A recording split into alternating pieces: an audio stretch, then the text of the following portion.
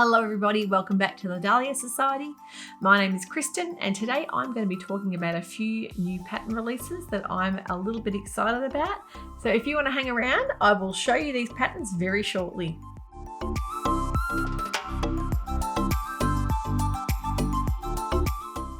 I always wait for sales to grab my patterns. I know a lot of the paper patterns can be quite pricey. A lot of the independent pattern companies had their sales on Boxing Day and Black Friday, so that was a good time to pick things up as well.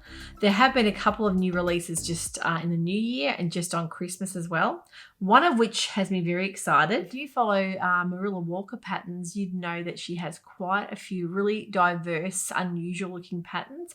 Particularly the one I've got on at the moment is one that I've made of hers last year. This is the Isca Dress, I-S-C-A, I think it's Isca. Now, this was a shirt dress pattern I made last year. This was in a cotton linen with a polyester in it as well. So it's a really quite a good fabric to use for dresses. It's a really interesting design, a lot of different line work on it as well. I'll stand up so you can have a little bit of a look. It has a nice deep set pockets in the front, and it has a lovely sort of stitch lines, a nice shape on the front of it as well.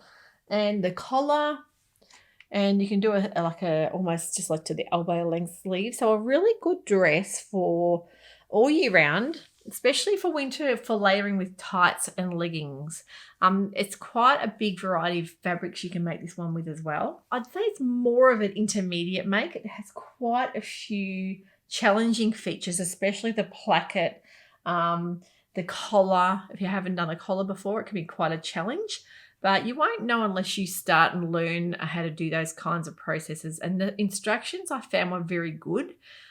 She has beautiful hand package patterns you'll see on her website. And the thing I love about Marilla Walker patterns is how affordable they are. She's kept them really reasonably priced, which is a big draw card for me. I think the best thing about Marilla Walker patterns is that she has whole collections in one pattern. So you're paying for one garment and you might get 5 different things in that one collection. So really worthwhile to look at her website. The reason I'm talking about her is because she has a new dress that's released that I am just in love with. It's called the Belemnite dress.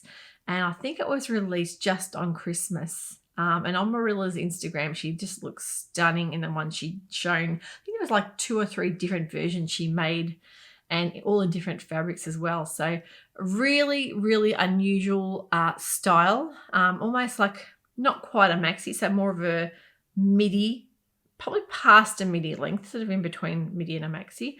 Beautiful structured shape, but the sleeves, that really dramatic sleeve. She had one that was almost like a puff sleeve with the gathering in. The other one was like a trumpet sleeve. And one of the dresses had a beautiful V-neck with the stitching panels. The other had the V-neck with a button placket front. And I think you can mix and match the bodices with the different sleeves. There's quite a few different options. She'd also done ones with stretch ribbing cuffs that I noticed on her Instagram as well. It was really interesting looking. And just recently she's done a Liberty fabric with a hack with almost like a tied front gathered around the neck and the sleeve. So she's really experimenting with the hacks with this dress. So I am really excited to make this dress. I haven't found the right fabric for it yet. I have got in mind a solid color, but because she's actually got a lot of solid colors, you'll see the dress is quite dramatic on its own. So sometimes a solid color can really work well with that. But I've also seen a fabric that I'm quite unsure I really love. It's almost like a Japanese inspired with pastel blues. It's not something I wear very often, pastel blues and grays, but I think it could lend really well to the pattern. So that's one thing I've got in mind. So look at the Belemnite dress if you're wanting something really special and really unusual as far as the lines, the line drawings. I'll pop pictures of the line drawings and the actual pictures of the pattern up. So very excited for that one. The other pattern that got released just recently that I'm also very, very interested to make is the Maven Patterns Somerset t-shirt. Now the Somerset t-shirt's it's more of a long sleeve top than a t-shirt, but it's got a beautiful dramatic sleeve, the long sleeve with the sort of the cuff to about sort of midway up your arm, a beautiful drapey puff sleeve with the cuff, so not really an overly puffy up the top. It's more that the puff sort of extends out to where the cuff comes in. So the fluid lines on this top is absolutely stunning. So I'm thinking this could be a great top for you guys over in the Northern Hemisphere if you're wanting a dressy top to wear out, or even a top just to wear with jeans. And I've seen a lot of people have made it in a beautiful cabled knit, lightweight knit fabric. You can do it in any kind of knit fabric, like a jersey, probably more like a lighter weight. I wouldn't put too much of a heavier weight, but you could probably get away with a lightweight scuba, maybe not a ponte. I think it could be, if you had a lightweight ponte, it could work, but I'm thinking more of a rayon jersey, or like a proper knit fiber jersey fabric. It's a really pretty top. So I'm very, very keen to make that one. It has a beautiful neckline as well on it. So the Maven patterns, you may have heard, they have the Rochester dress, which I have made last year. It had a lovely gathered neckline, and that you can make that in a tunic style top or a dress with a belt.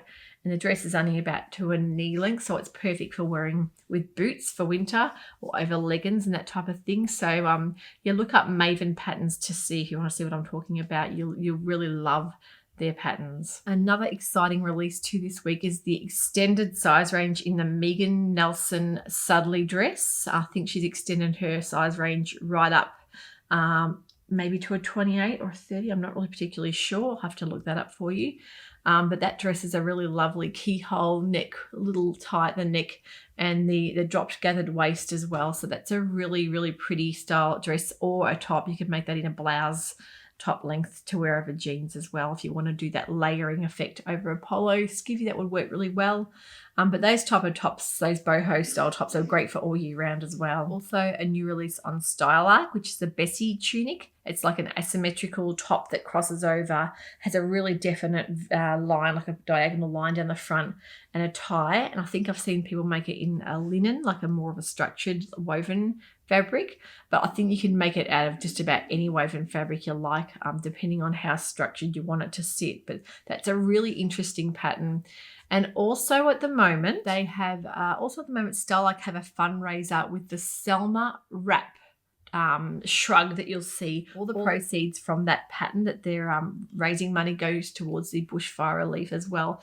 So if you're interested in the lovely cozy looking wrap that can be made in a woven or in a knit, that could be great for all year round as well. Look up the Salma wrap on Stylark patterns. They've also got the Kent woven top on Stylark, which is another lovely like boho puff sleeve looking tunic style top. They're great practical types of blouses to wear like all year round as well. I just about live in that type of thing with jeans through that autumn, winter, spring period. I think you can never have enough of that style top. And it also allows you to get really creative with your fabrics as well if you're wanting to use a lovely print to showcase that off. Now the paper patterns that I bought on special, I will show you the last three I had purchased that I'm yet to make up, but I just really loved the look of this Simplicity jacket 8298. It's like a quilted effect jacket. It comes in the shorter length, which has got a hood there, or the longer length with like the mandarin collar. I thought it was a really interesting looking jacket that would allow you to be really elaborate with your fabric. So if you're using a pre-quilted fabric, you could go all out. But I really like the look of the brocade, like a really interesting jacquard or brocade fabric with those little wooden toggle style buttons and the edging. You'd really be very creative and use something a bit more glamorous for winter if you're wanting something that's not just your average woolen coat, so something a little bit more dramatic and special. But I actually love the A, which is the mandarin style neckline, and it could be quite challenging to make, so I'm putting that one aside to probably make in our autumn time. So I'm thinking around the April to May might be a good stage to make that, but that one's a really pretty jacket.